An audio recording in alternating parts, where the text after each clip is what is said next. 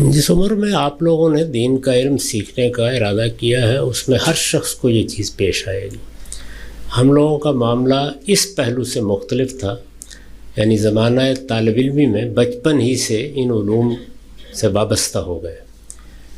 اس وقت کوئی ذمہ داری نہیں ہوتی، اماں ابا پر آدمی انحصار کر رہا ہوتا ہے، تو وہ 15-16 سال ایسے مل جاتے ہیں جس میں آپ علم کی بنیادیں استوار کر لیتے ہیں۔ جب آپ بڑی عمر میں یہ فیصلہ کرتے ہیں تو ذمہ داریاں آ چکی ہوتی ہیں، ادھر کچھ کھانا ہے، کچھ کمانا ہے، یہ سارے مسائل پیدا ہو جاتے ہیں۔ اب اس میں کیونکہ فیصلہ بہت تاخیر سے ہوا ہے، اور یہ کوئی قصور کی بات نہیں ہے، یعنی شعور پیدا ہوا تو تبھی فیصلہ کرے گا نا آدمی۔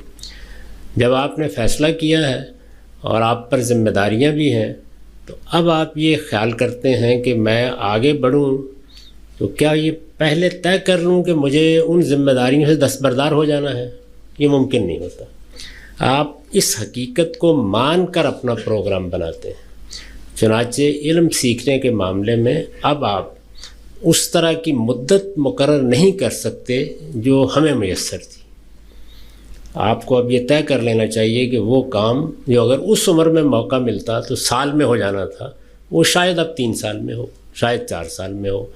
تو اس طرح اپنی مصروفیات، اپنے معمولات اور اپنی ذمہ داریوں کو ممکن حد تک ترجیح میں رکھتے ہوئے، اس لیے کہ وہ آپ شروع کر چکے ہیں، آپ طے کرتے ہیں کہ میں 1 گھنٹہ 2 گھنٹے روزانہ یا 1 دن چھوڑ کر یا ہفتے میں یہ دوں گا۔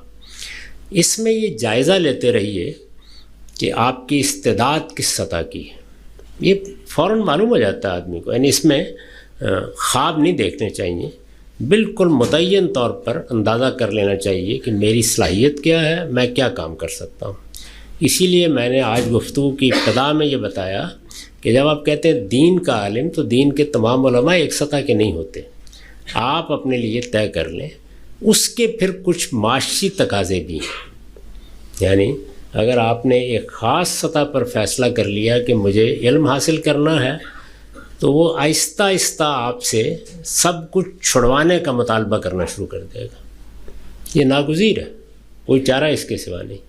وہ ایک کراس روڈ کہیے، دوراہا کہیے، ایسا آ جاتا ہے کہ پھر آدمی کو یہ دیکھنا چاہیے کہ کیا میں اس جگہ پہنچ گیا ہوں کہ اب میں اپنی معاش کے لیے بھی وہی راستہ اختیار کر لوں۔ وہ مرحلہ ہے، وہ آنا ہے، ہر ایک پر آنا ہے۔